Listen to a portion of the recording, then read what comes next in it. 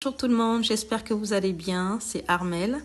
Aujourd'hui, nous allons parler non plus de l'importance de savoir écouter son corps, mais de savoir écouter les autres.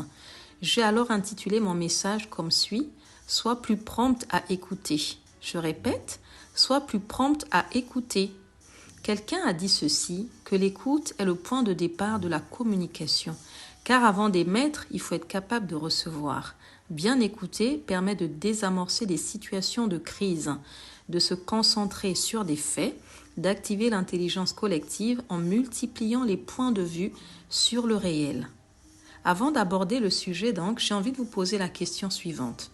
Avez-vous déjà rencontré des personnes à qui on ne peut rien dire ? Sous prétexte qu'elles ont un certain âge, ont tout vécu, savent tout, ou presque, on ne peut rien leur dire. Sous prétexte aussi qu'elles ont reçu une certaine éducation, ou que sais-je, on ne peut rien leur dire. C'est le genre de personnes qui n'acceptent jamais, voire très difficilement, un avis différent du leur.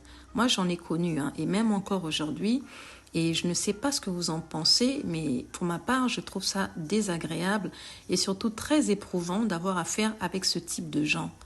Quand vous faites une remarque, un commentaire n'allant pas dans leur sens, elles montent sur leurs grands chevaux, deviennent agressives et parfois même vous disent des phrases comme « Mais qu'est-ce que tu racontes ? Ça ne va pas dans ta tête ou quoi ?» Tout peut très vite dégénérer avec elles. C'est triste à dire, mais c'est vraiment ça. J'ignore si mon analyse est la bonne, mais on dirait que ces personnes pensent qu'en les reprenant, on veut les diminuer.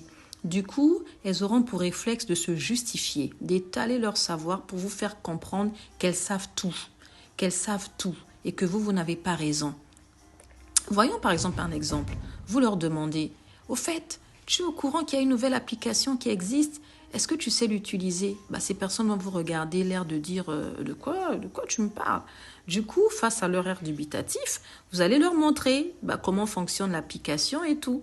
Et quand vous aurez fini votre démo, du coup, elles vont dire ah oui, je savais ça, c'était juste ça, c'est facile, tu m'as rien appris, je savais déjà, y a rien de compliqué de toute façon.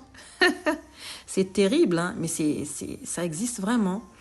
Et peut-être êtes-vous en train d'écouter cette vidéo et reconnaissez faire partie de cette catégorie de gens. Vos proches, vos collègues de travail vous reprochent souvent de ne pas écouter, de vous énerver trop facilement quand on ne va pas dans votre sens. Je voudrais vraiment vous encourager à rompre avec cette manière de faire. Chose qui n'est pas facile, j'imagine bien, surtout si vous y baignez depuis de nombreuses années, mais je pense que ça reste quand même possible. Il y a une citation qui dit ceci, « Car qui est-ce qui te distingue ? Qu'as-tu que tu n'aies reçu ? Et si tu l'as reçu, pourquoi te glorifies-tu comme si tu ne l'avais pas reçu ?» Moi, je voudrais donc rebondir sur ce passage, me l'approprier pour nous dire « Qu'avons-nous aujourd'hui qui ne viennent des autres ? Car si nous savons parler, lire, écrire, cuisiner, nous déplacer, etc., c'est bien parce que plusieurs personnes ont investi en nous. » Personne ne sait tout sur tout, vous savez. Ni vous ni moi n'avons la science infuse. Et c'est pour ça qu'en écoutant vraiment ce que disent les autres, on va être assuré qu'à un moment ou à un autre, on apprendra quelque chose qui nous intéressera et nous fera aller de l'avant. Et tant que nous serons sur Terre, il faut le savoir, on ne cessera jamais d'apprendre.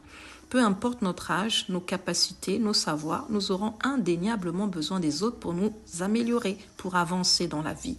Moi qui vous parle, je dois reconnaître que ma fille de 15 ans m'apprend plein de choses. Il lui arrive même, lorsqu'elle observe que je m'égare ou que je fais quelque chose de mal, de me le dire. Et c'est vrai que ça pince des fois, surtout quand ça vient d'un enfant. On prend un coup, mais bon, ne dit-on pas qu'il n'y a que la vérité qui blesse ? Nous devons accepter que nous ne savons pas tout sur tout et que nous demeurons des chantiers en perpétuelle construction.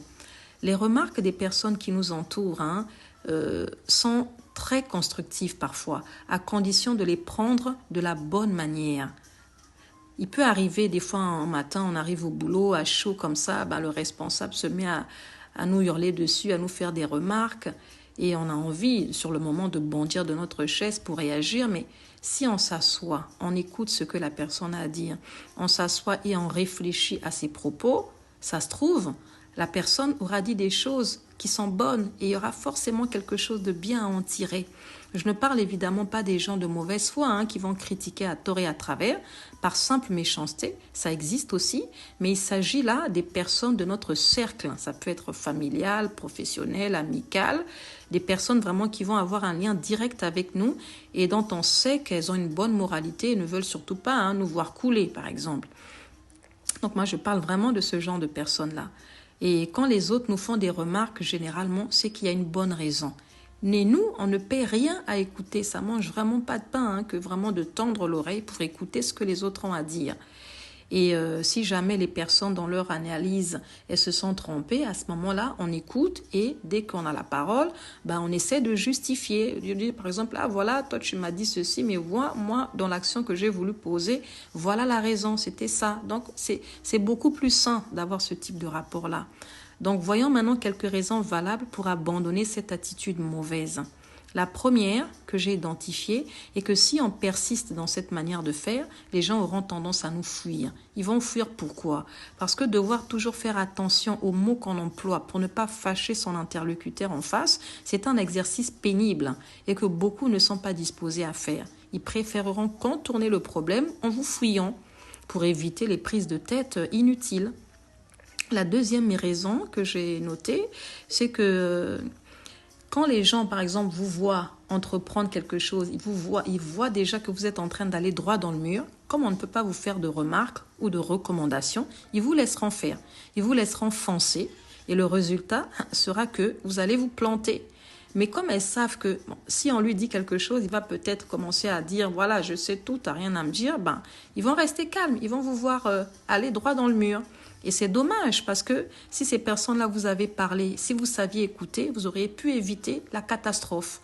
Troisième chose, c'est que imaginez que vous soyez dans un service où ça fait déjà quelques années, vous pensez avoir fait le tour, vous avez tout vu, vous vous dites, bon, moi, il est temps maintenant que je passe à autre chose, je vais aller dans un autre service. Ce qui va se passer, c'est que le responsable dans le nouveau service où vous voulez aller va prendre la vie de celui avec qui vous travaillez actuellement. Et si le responsable actuel vous connaît comme étant vraiment la personne à qui on peut rien dire, la personne qui s'énerve rapidement, qui monte vraiment sur ses grands chevaux dès qu'on lui fait une remarque, l'avis qu'il va donner à celui où vous voulez aller là ne sera pas à votre avantage. Donc vous voyez encore une raison pour laquelle il faut vraiment rompre avec cette mauvaise manière de faire. La quatrième et dernière que j'ai notée, la liste n'est pas exhaustive, on peut en trouver encore bien d'autres, c'est que si vous n'abandonnez pas, vous allez avoir un rapport aux autres qui est très difficile, voire même inexistant, je dirais. Parce que imaginez qu'avec votre conjointe, que la conjointe ou le conjoint n'arrive pas à vous parler. À un moment donné, on vous parle, vous n'écoutez jamais, vous vous énervez. Les gens, à un moment donné, vont se taire, ils vont plus rien vous dire. Et ça peut mettre un mur entre vous et votre partenaire. Et à terme, ça peut même vous séparer. C'est très dangereux.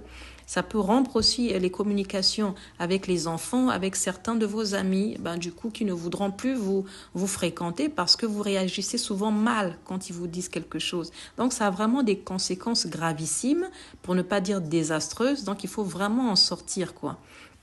Pour terminer, il faudrait vraiment retenir que personne ne se fait seul. Vous avez besoin des autres pour devenir meilleur. Il faut apprendre à écouter. Donc, je vais vous laisser avec 2 citations. La première, c'est un proverbe qui dit que le sage écoute et il augmentera son savoir. Et celui qui est intelligent acquérera de l'habileté. Et le deuxième, c'est une citation. Elle dit ceci: il faut 3 ans pour apprendre à parler et toute une vie pour apprendre à écouter. Vous imaginez, toute une vie pour apprendre à écouter. Ça montre à quel point l'écoute est importante. Sur ce, je vous souhaite un très bon dimanche et je vous dis à très vite. Bisous. Bonjour tout le monde.